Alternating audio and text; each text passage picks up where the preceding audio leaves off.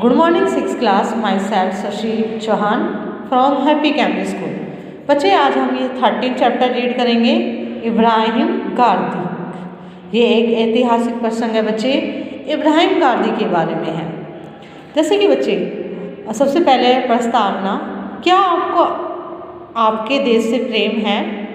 प्रतिबिंब में है भारत माता की सेवा करने वाले अनेक सूरवीर थे।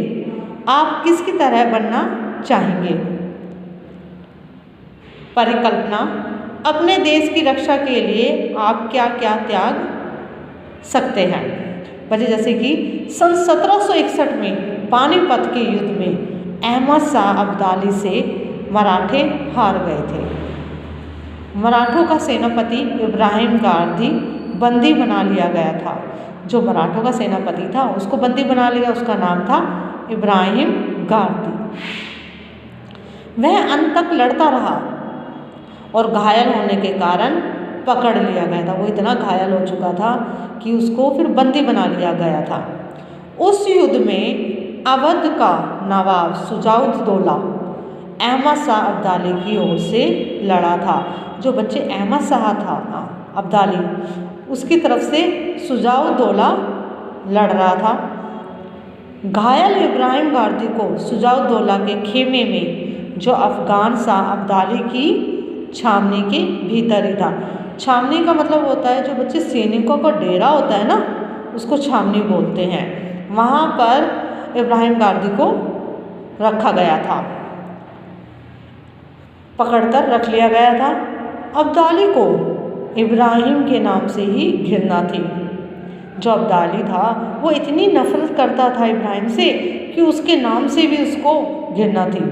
इब्राहिम के पकड़े जाने और शुजाउद्दौला के खेमे में होने का समाचार सबको मिल गया था कि यहाँ तक अफगान शाह अब्दाली था, उसको भी पता लग चुका था। इसलिए उसने इब्राहिम को अपने सामने पेश किए जाने के लिए शुजाउद्दौला के पास दूत को भेजा, संदेश वाहक को भेजा। किसके पास? शुजाउद्दौला के पास।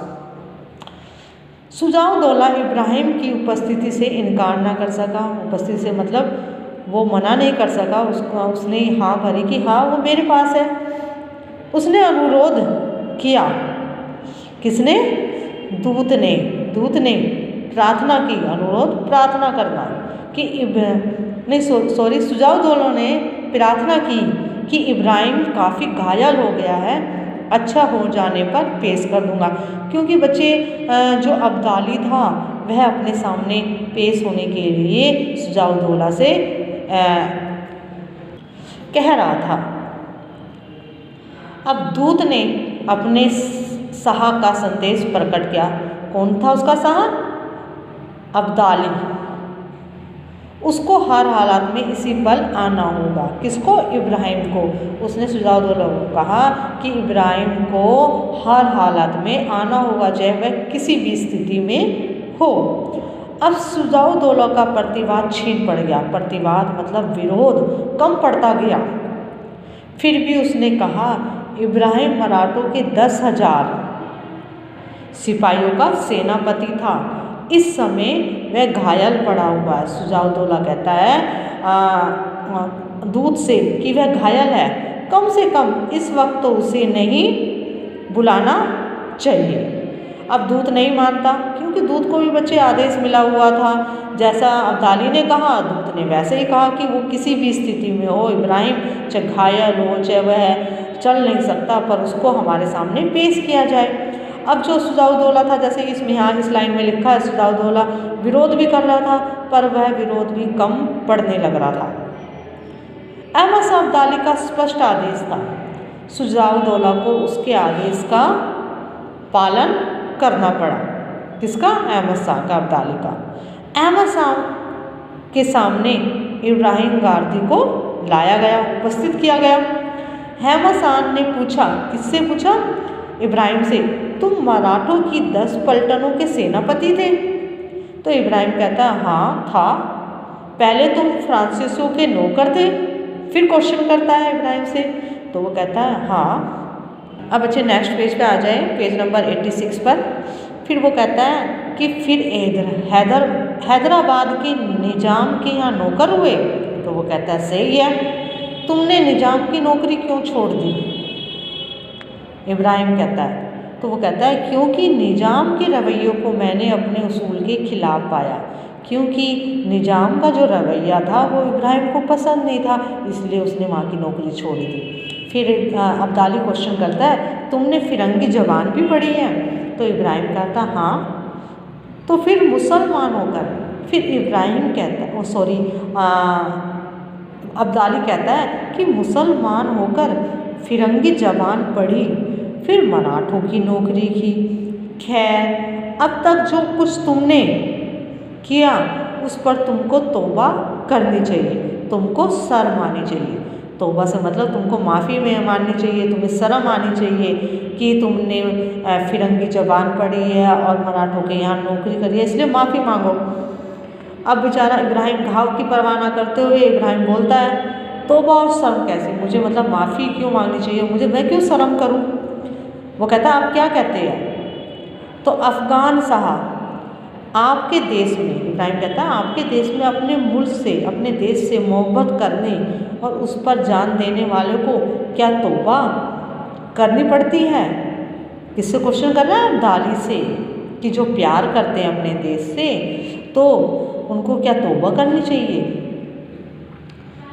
क्या उसके लिए सिर नीचा करना पड़ता है? इब्राहिम कहता है अब्दाली से। तो अब्दाली कहता है जानते हो तुम इस वक्त किसके सामने हो और किससे बातें कर रहे हो? अहमद शाह ने कठोर वाणी में कहा, मतलब बहुत ही गुस्से में। जानता हूँ, इब्राहिम कहता है, और ना भी जानता होता तो जान जाता, पर यह यकीन है कि आप खुदा के फरिश्ते नहीं हैं। कौन बोलता है? इब्राहिम बोलता है। इतनी बड़ी फतेह के बाद मैं गुस्से को अपने पास नहीं आने देना चाहता।